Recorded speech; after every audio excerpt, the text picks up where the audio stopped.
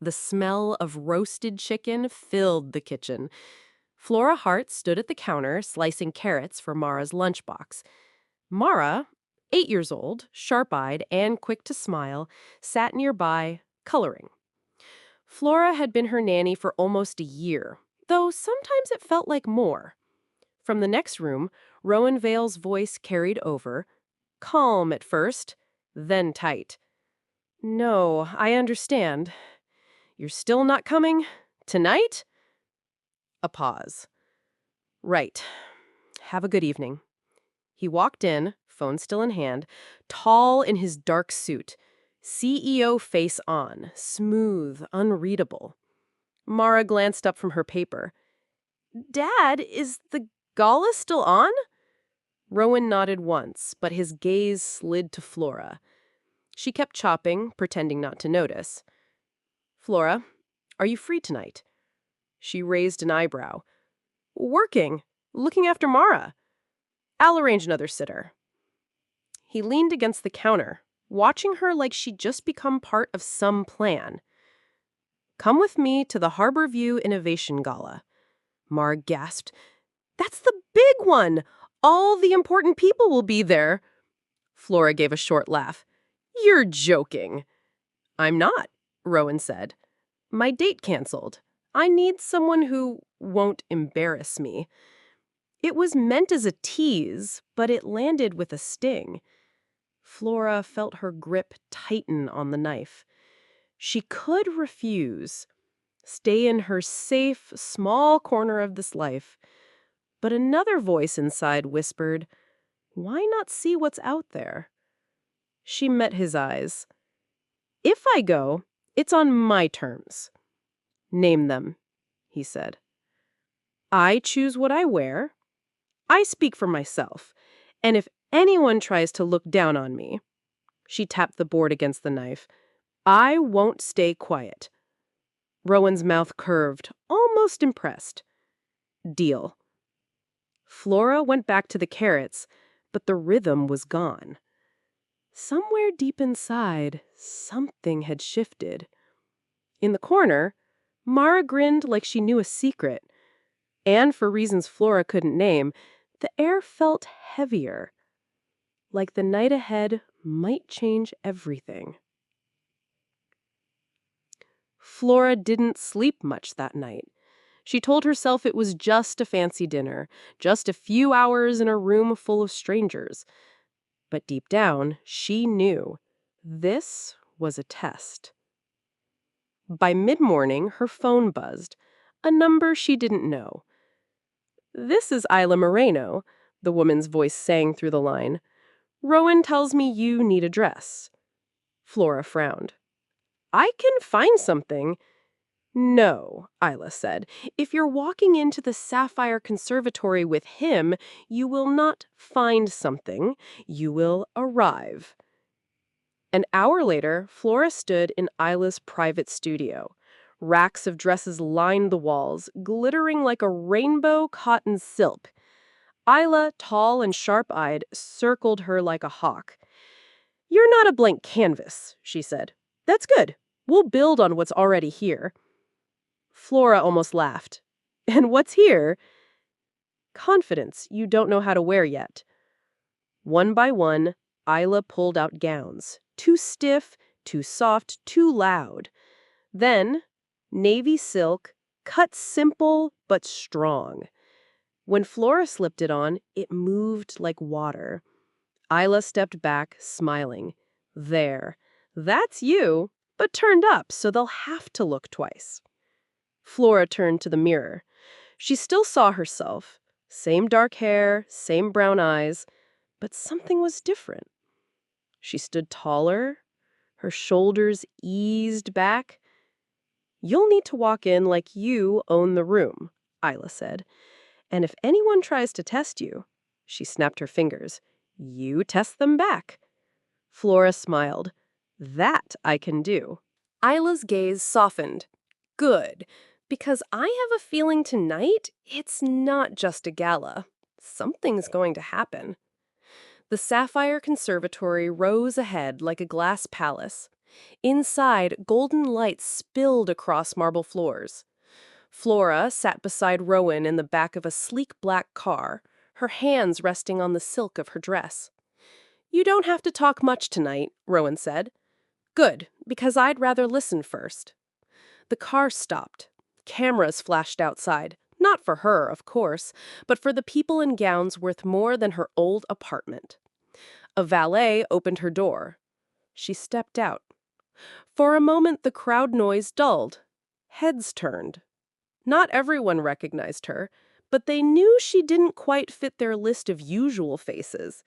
And yet, she looked like she belonged. Rowan came around, offering his arm. She took it. "Ready?" he asked. "More than you think," she said. They walked inside. The air smelled faintly of orchids. Crystal chandeliers caught the light and broke it into 1,000 tiny stars. Halfway up the grand stairs, Flora felt a gaze on her. A tall woman in a silver gown stood near the balcony, glass of champagne in hand. Her smile was sharp, her eyes colder than the drink she held. Rowan's voice tightened. "Celeste." Flora didn't ask. She already knew. This was the ex.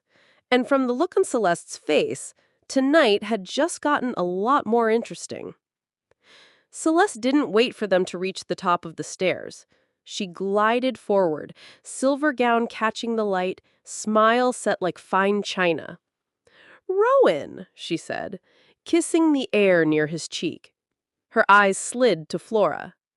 "And Flora Hart," Rowan said. "A friend." Celeste's smile didn't move, but her gaze swept Flora from head to toe. "How lovely! Rowan, I didn't know you were hiring from outside the usual circles." Flora felt the weight behind the words, polite on the surface, sharp underneath. She kept her voice calm. "Sometimes the usual circles get boring." Celeste's brow lifted. A few guests nearby turned their heads. "I suppose fresh air can be refreshing," Celeste said, "though not everyone is ready for the altitude." Flora met her gaze steady. "Then I guess it's a good thing I don't get dizzy easily." A low murmur rippled through the onlookers. Rowan's mouth twitched just a little, like he was hiding a smile. Celeste's champagne glass tilted in her hand. "Well, enjoy the evening. I'm sure it will be unforgettable." She walked away, but not without glancing back once, as if she'd decided this wasn't over. Flora let out a slow breath. "What was that?" she asked. "Round one," Rowan said. And somewhere in the crowd, someone else was already watching her. Rowan guided Flora toward the far side of the ballroom. The air buzzed with chatter and the soft clink of glasses. Near the buffet, a man with silver hair and kind eyes stood alone, reading a small booklet. Rowan leaned close. Henrik Lutz, Swiss investor. Very selective. Before Rowan could speak, Henrik noticed them. "Ah, Vale. And this is?" "Flora Hart," Rowan replied. He shook her hand gently. "Do you work with Rowan?" "I look after his daughter," she said plainly. Something in Henrik's face softened. "A fine job, I'm sure. And do you enjoy all this?" He gestured to the glittering room. Flora smiled. "It's beautiful, but beauty means little if it's only for show." Henrik tilted his head. "Go on." She nodded toward the small booklet in his hand. "That's the coastal restoration proposal, isn't it?" His brows rose. "Yes. I read about it last month," she said. "The part about rebuilding natural barriers could protect fishing families for generations. My father was a fisherman. I know what a storm can take away." Henrik studied her for a moment, as if weighing her words. Then he smiled. "Vale, you didn't tell me she was your secret weapon." Rowan said nothing, but Flora felt his eyes on her. Henrik patted her arm. "We should talk more. Perhaps tomorrow." As Henrik walked away, Rowan leaned closer. You just secured us a second meeting we've been chasing for 6 months. Flora glanced at him, her lips curving. I told you, I don't stay quiet. Before he could answer, a shadow moved at the edge of the room. Celeste was watching them again, and this time, she wasn't smiling. The car ride home was quiet at first. Rowan drove, eyes on the road. You surprised me tonight, he said at last. How so? Flora asked. That thing with Henrik, you spoke like you'd been in the boardroom for years. I just told the truth. People listen when you do that. He glanced at her, then back at the road. I have an idea. A proposal. Flora raised a brow. Go on. The company has a busy few months coming up. Public events, investors, the press. It would help my image if people saw me settled. Her lips parted in surprise. Are you asking me to pretend to be your girlfriend? Yes, he said plainly. For 2 months. In return, I'd get paid.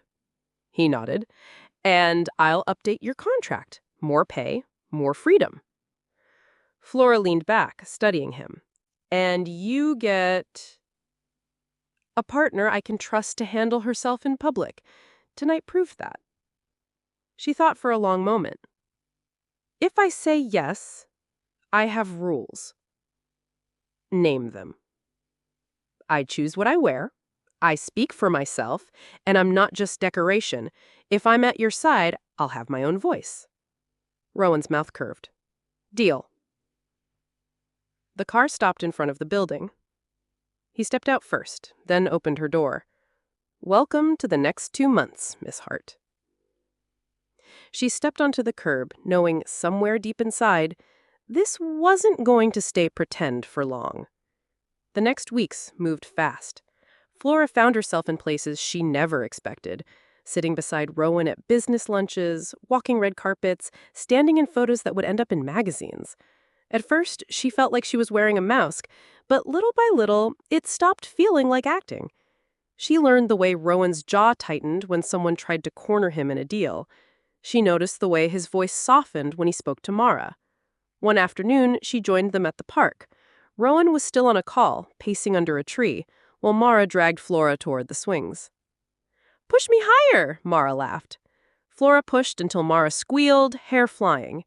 When Rowan came back, he stood watching for a moment. Something unspoken passed between his eyes and hers, a warmth that wasn't there before. At dinner that night, Mara sat between them, chattering about school. Flora caught Rowan's gaze again. This time, neither of them looked away quickly. Later, as Flora walked to her room, Mara peeked out from her bedroom door. Flora? Yes? Can I tell you a secret? Mara whispered. Flora stepped closer. Of course. Mara's voice was small, but sure. I wish you were my real mom. Flora froze, her chest tight. She managed to smile. That's a very big wish. Mara nodded. I mean it. Flora kissed her forehead and went to her room. But the words stayed with her all night, and she knew they would change something, whether she wanted them to or not. Flora didn't sleep much that night. Mara's words kept circling in her head like a song she couldn't turn off. I wish you were my real mom. By morning, she still felt the weight of it. Mara came into the kitchen in her pajamas, hair messy from sleep. Flora poured her cereal, acting normal. But when Mara looked up and smiled, Flora's chest tightened again. She wanted to say something, to explain how life wasn't that simple, but she didn't want to crush the little girl's hope. Rowan walked in, already in his suit, coffee in hand. He glanced at them, something flickering in his eyes, but he said nothing. That afternoon, they all went to the Vale Global offices. Flora wasn't sure why Rowan had asked her to come, but she followed. In the elevator, he leaned close. I want you to see something today. You'll understand soon. When they stepped into the boardroom, the air was tense. Papers were spread across the table. One seat was empty, the seat of Rowan's lead strategist. "He's in the hospital," Rowan explained to his team. "Flora, stay." But before he could finish, one of the investors frowned. "So, who will present the Horizon project?" Rowan hesitated. Everyone turned to him. Flora looked at the empty seat, then at Rowan. Her hands felt warm, her heart quick. "I can do it," she heard herself say. The room went quiet after Flora spoke. One of the executives raised an eyebrow. "You?" Flora sat down in the empty chair. "I've read the proposal. I know what matters in it and why it matters to the people you're trying to help." Rowan's gaze was sharp, but he didn't stop her. "Go ahead," he said. Flora picked up the presentation notes. Her voice was steady at first, then grew stronger. She talked about rebuilding natural barriers along the coast, not just as numbers on a page, but as homes saved, jobs kept, and lives protected. She told them about her father, a fisherman who lost his boat in a storm. She spoke about communities that work together when disaster strikes, and how this project could give them a chance to stand before the water ever rose again. Slowly, the skeptical faces softened. Henrik Lutz leaned forward and smiling. "Yes, this is what we need to hear." When she finished, the room was silent for half a beat. Then applause broke out. Rowan didn't clap, but the look he gave her was worth more than that. By the time they left the building, Rowan was still quiet. "You realize," he said at last, "you just secured the biggest environmental investment we've had in 3 years?" Flora shrugged, though her pulse was racing. "I told you I don't stay quiet." But as they stepped outside, Rowan's phone buzzed. He glanced at the screen, his face changing. "Flora, we need to talk. There's something you should know." Rowan's car was waiting outside. They got in, and Flora noticed his grip on the steering wheel was tight. "What is it?" she asked. He didn't answer right away. Finally, he said, "Celeste was at the office earlier. I think she's digging into your past." Flora frowned. "Why?" "She doesn't like losing," Rowan said, "and tonight, you won."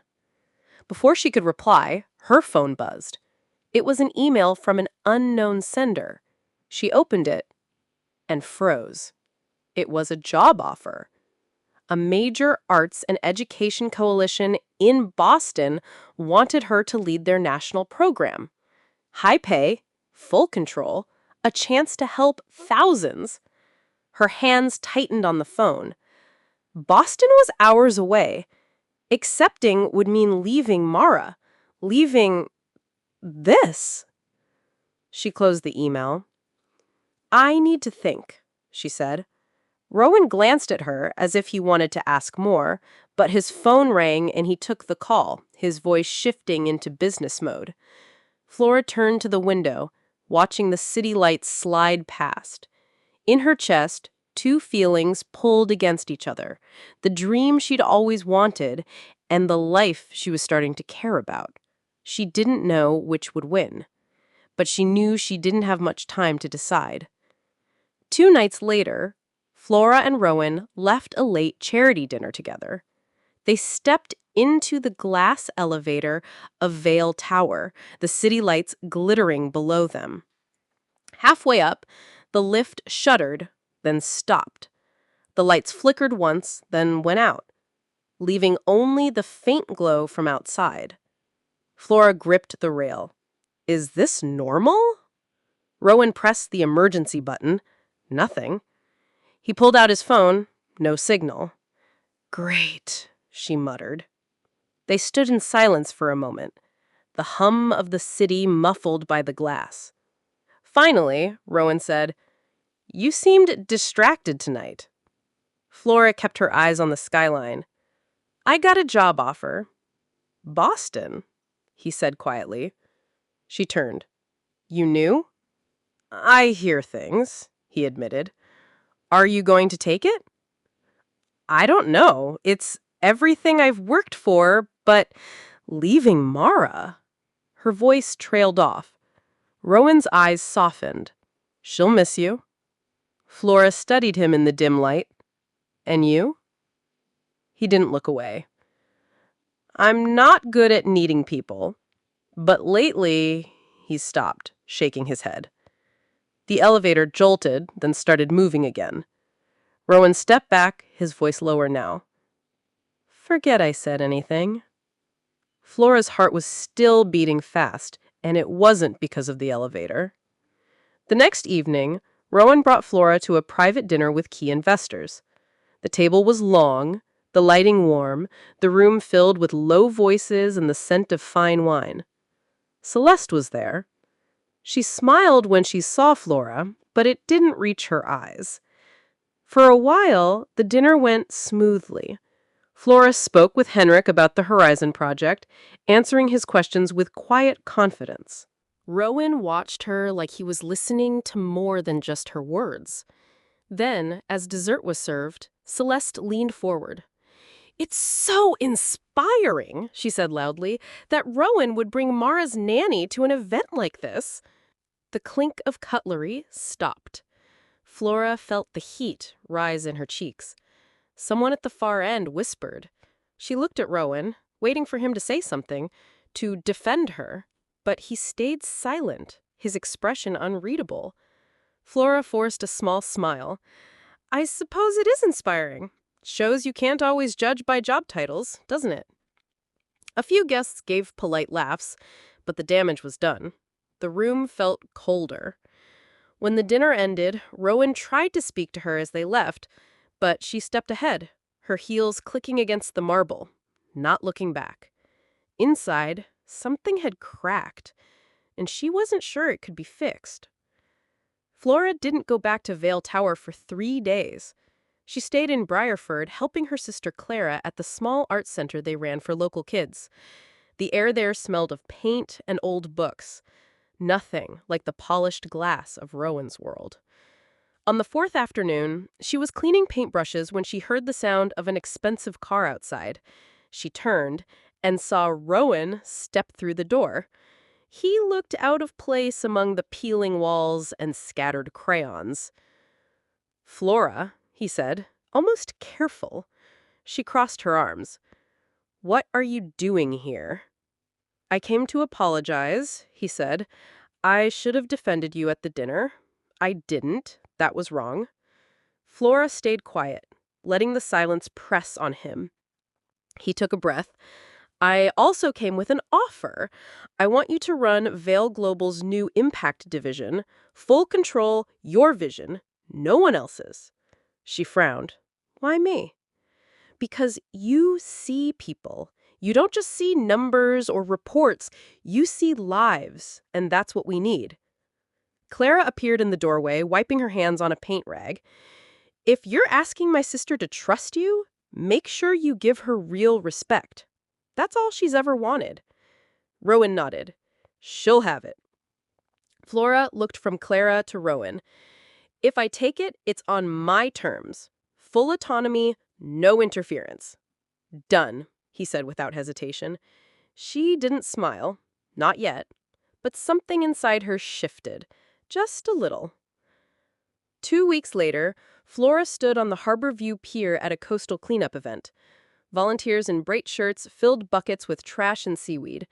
The air smelled of salt and fresh paint from the rebuilt docks. Rowan had been moving through the crowd all morning, speaking with workers and reporters. When the speeches started, he stepped onto the small stage.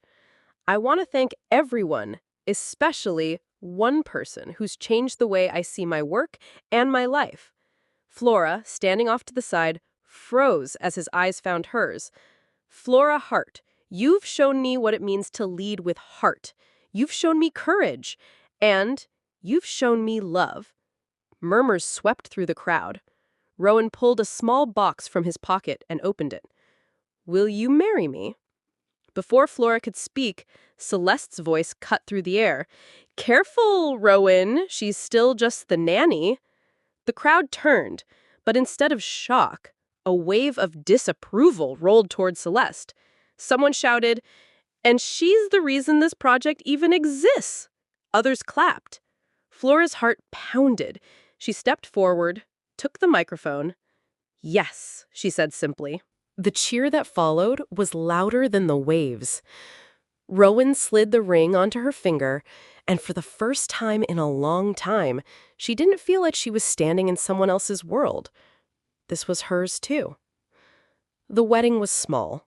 No glittering ballroom, no long guest list, just close friends, family, and the Briarford community gathered on the pier. The same wooden boards where Flora once stood as a girl, dreaming of a bigger life. She wore a simple white dress, her hair loose in the breeze. Rowan waited at the end of the pier, smiling in a way she had never seen before, open, unguarded. Mara ran ahead of her, carrying a bunch of wildflowers she had picked herself. When Flora reached Rowan, they joined hands, and the officiant spoke only a few words before they said, "I do." After, there was no fancy ballroom dinner, just long tables filled with home-cooked food, music from a local band, and laughter spilling into the night. Weeks later, Flora and Rowan stood together in the new offices of Vale Global's Impact Division. The walls were lined with photos from community projects, not awards. They worked side by side, planning programs that reached beyond the city. One autumn evening during a festival in Briarford, Rowan surprised Flora by pulling her onto the dance floor in the middle of the street. Mara joined her, holding both their hands. The three of them moved together under strings of warm lights. Music, laughter, and the smell of fresh bread from the food stalls filled the air. Flora looked at Rowan, then at Mara, and knew this was the life she had fought for, not just for herself, but for the people she loved. They didn't just build a family, they built something bigger, a life worth sharing, a future worth protecting. And as they danced, the world around them felt exactly right. Some stories end with a single victory, but for Flora, the real triumph was not the ring on her finger or the title on her office door. It was the quiet, steady transformation she built day by day. She walked into Rowan's world as someone others underestimated, and she left that pier as someone who could stand anywhere with dignity that no one could take. She proved that love can grow in unexpected places, that courage is often a choice made in small moments, and that real change starts when one person dares to speak and live their truth. Her life was no longer defined by where she began, but by where she chose to go. And she chose forward. If you were in Flora's place, would you risk the safety of what you know for the chance to change your life and maybe your heart forever? If Flora's journey made you pause, smile, or see a piece of yourself in her fight, tap like so I know it mattered. For more stories of underdogs finding courage, slow burn love, and hope that feels real, subscribe and join me for the next journey. We'll walk it together.